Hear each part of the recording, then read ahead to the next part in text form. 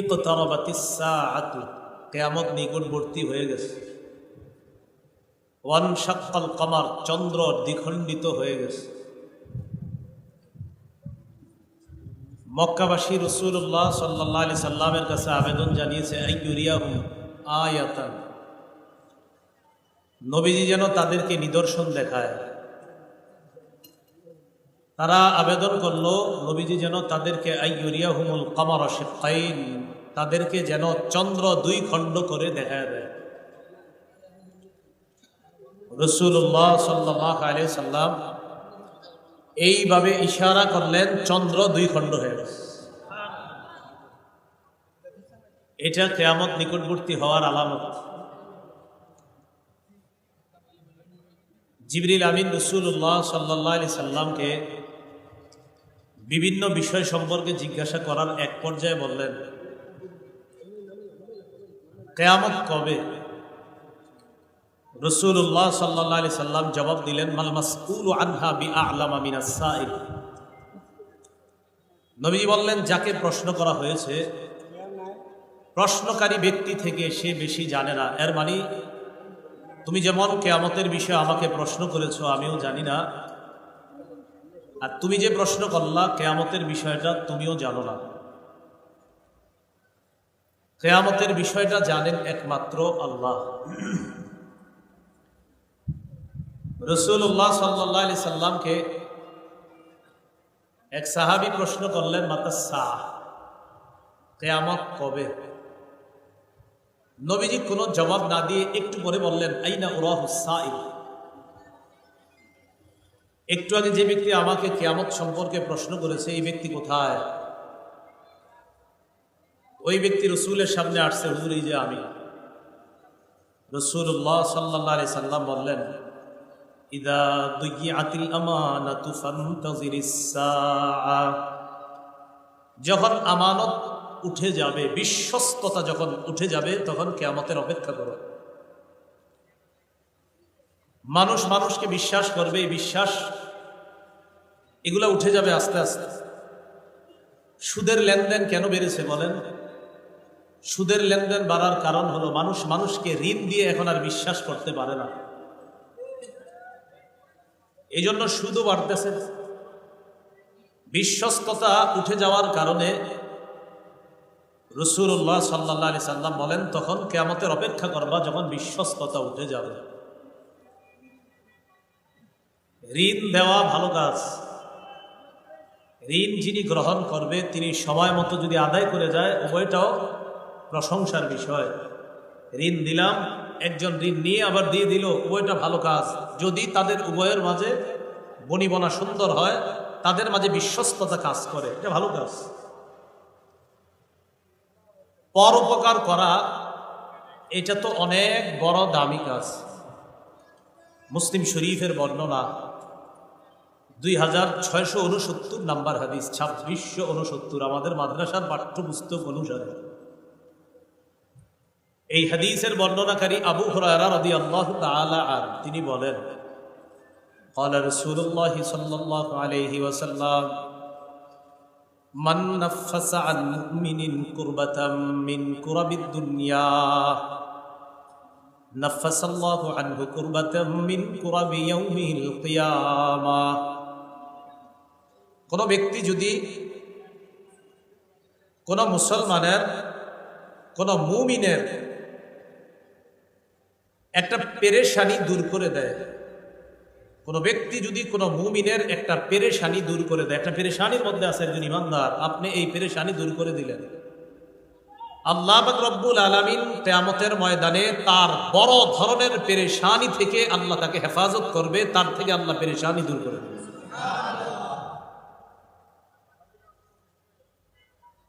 তো এই যে পেরেশানি দূর করা আরেকজনের, এটা অনেক ভালো কাজ, পরোপকার। ওয়ামান ইয়াসসারা আলা মুসিরিন ইয়াসসারাল্লাহু আলাইহি ফিদ দুনিয়া ওয়াল আখিরা। কোন ব্যক্তি যদি কোন অভাবগ্রস্ত ব্যক্তির প্রতি সহজ আচরণ করে, কোন ব্যক্তি যদি বিপদগ্রস্ত ব্যক্তির প্রতি সহজ আচরণ করে, একজন ব্যক্তি বিপদে আছে, আপনি তার প্রতি একটা সহজ আচরণ করলেন, ইয়াসসারাল্লাহু আলাইহি ফিদ দুনিয়া ওয়াল আখিরা, আল্লাহ ওই ব্যক্তির সাথে দুনিয়া আখিরাতে সহজ আচরণ করবে। ওয়ামান সাতারা মুসলিমান সাতারাল্লাহু ফিদ দুনিয়া ওয়াল আখিরা, কোন ব্যক্তি যদি কোন মুসলমানের দোষ গোপন করে, আল্লাহ পাক রব্বুল আলামিন দুনিয়া আখিরাতে তার দোষ গোপন করে। ওয়াল্লাহু ফি আউনিল আবদি মা কানাল আবদু ফি আউনি আখিহি, আল্লাহ পাক রব্বুল আলামিন কোন বান্দাকে ততক্ষণ সাহায্য করে ওই বান্দা যতক্ষণ অন্য কারো সহযোগিতা করে। কোন ব্যক্তি অন্য কারো যতক্ষণ পর্যন্ত সাহায্য করবে, আল্লাহ ততক্ষণ তাকে সাহায্য করতে পারবে। তাহলে পরোপকার করা এটা ভালো কাজ, ঋণ দেওয়া অবশ্যই ভালো কাজ। ঋণ যিনি নিবেন, যার পেরেশানি দূর হবে, তিনিও সময় মতো ঋণ আদায় করে দেওয়া, উভয়টা প্রশংসার কাজ। আব্দুল্লাহ ইবনে ওমর রাদিয়াল্লাহু তাআলা আনহুমার বর্ণনা, হাদিসের কিতাব তাবরানী শরীফ, এই কিতাবের 3070 নম্বর হাদিসের বর্ণনা, 3870 নম্বর হাদিসের বর্ণনা। এই হাদিসের মধ্যে আছে قال رسول الله صلى الله عليه وسلم, রাসূলুল্লাহ সাল্লাল্লাহু আলাইহি ওয়াসাল্লাম বলেন, ইন্না লিল্লাহি খালকা খালাকাহুমুল্লাহু লিহাওয়াইজিন নাস, আল্লাহর কিছু সৃষ্টি আছে যাদেরকে আল্লাহ সৃষ্টি করছে মানুষের প্রয়োজন পুরা করার জন্য। আল্লাহর কিছু সৃষ্টি আছে যাদেরকে আল্লাহ বানাইছে মানুষকে সহযোগিতা করার জন্য। দেখবেন অনেক মানুষ আছে মাশাআল্লাহ, অন্যের সব সময় সহযোগিতা করে। ইয়াফজাউন নাসু ইলাইহি ফি হাওয়াইজিহিম, আল্লাহর ওই সৃষ্টির যাদেরকে আল্লাহ বানাইছে মানুষের উপকার করার জন্য, অন্য মানুষরা পেরেশানির মধ্যে পড়ে তাদের কাছে আসে, খুব পেরেশানি নিয়ে আসে, আসার পর মুহূর্তের মধ্যে তাদের পেরেশানি দূর করে দেয়। উলাইকাল আমিনুনা মিন আযাবিল্লাহ, দুনিয়ার মধ্যে যারা অন্য মানুষের পেরেশানি দূর করে দেয়, প্রয়োজনগুলা পুরা করে দেয়, আল্লাহ নবী বলেন তারা আল্লাহর আযাব থেকে নিরাপত্তা লাভ করে নেয়। উলাইকাল আমিনুন, তারা নিরাপদ আল্লাহর আযাব থেকে। কিয়ামতের ময়দানটা হবে খুব ভয়াবহ একটা পরিস্থিতির জায়গা। সহিহ ইবনে হিব্বান নামে একটা হাদিসের কিতাব আছে, 3877 নম্বর হাদিসের বর্ণনা। عن عبد الله بن عمر رضي الله تعالى عنهما قال قال رسول الله صلى الله عليه وسلم, নবীজি বলেন, মান আ'আনা আবদান সাবাতাল্লাহু লাহু মাকামাহু ইয়াওমা তাজুলুল আকদাম, কোন ব্যক্তি যদি কোন বান্দার সহযোগিতা করে, আপনাদের এই এলাকার কেউ আরেকজনের সহযোগিতা করলেন, নবীজি বলেন এই ব্যক্তিকে কিয়ামতের ময়দানে যেদিন তার পা পিছলে গিয়ে সে জাহান্নামী হওয়ার সম্ভাবনা, সেদিন আল্লাহ তাকে অটল রেখে জান্নাতি বানায়। পা পিছলে যেতে দিবেন না আল্লাহ তাকে।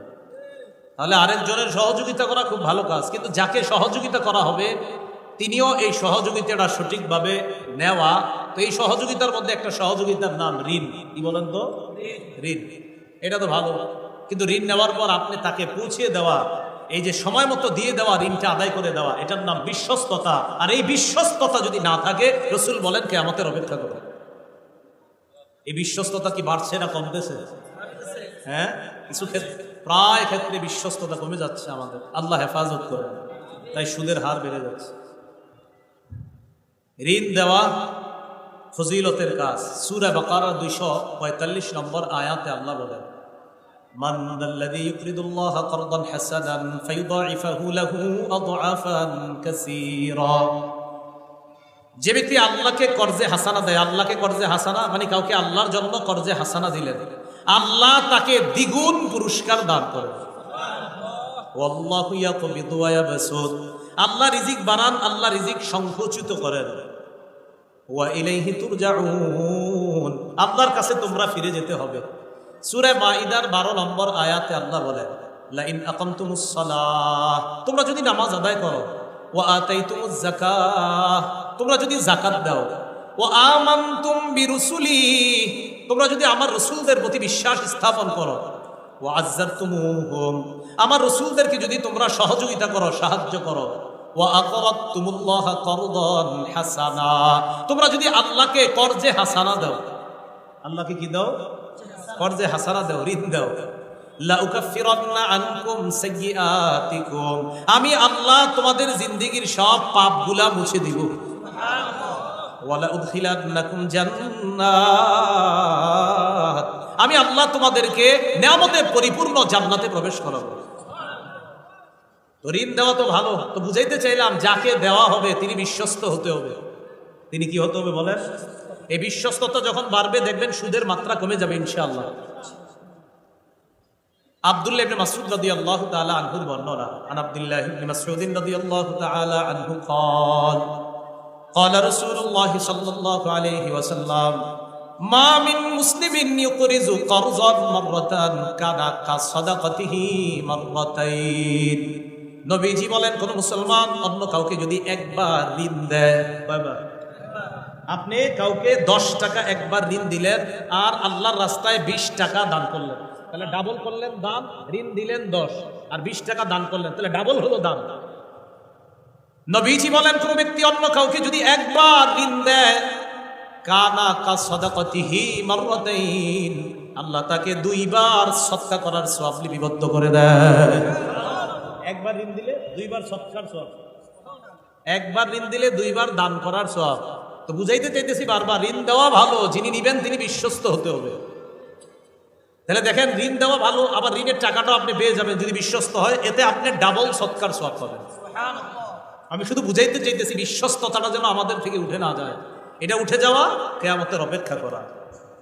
বারা ইবনে আযিব রাদিয়াল্লাহু তাআলা রাসূলের সাহাবী, তিনি বলেন عن براء بن عازب رضي الله تعالى عنه قال سمعت رسول الله صلى الله عليه وسلم يقول, আমি নবীজিকে বলতে শুনলাম, মান মানাহা মানিহাতা লাবান, কেউ যদি কাউকে একটা দুধালু গরু দেয়, দুধের গরু বুঝেননি, মানে যে গরু থেকে দুধ দোয়ানো যাবে, এরকম দুধের একটা পশু দিছে, এটা গরু হতে পারে অন্য কোনো দুধের পশু, যেই দুধ আমরা খাই, কাউরে দিছে যে আপনি দুধ খাবেন এই জন্য দিলাম আপনার।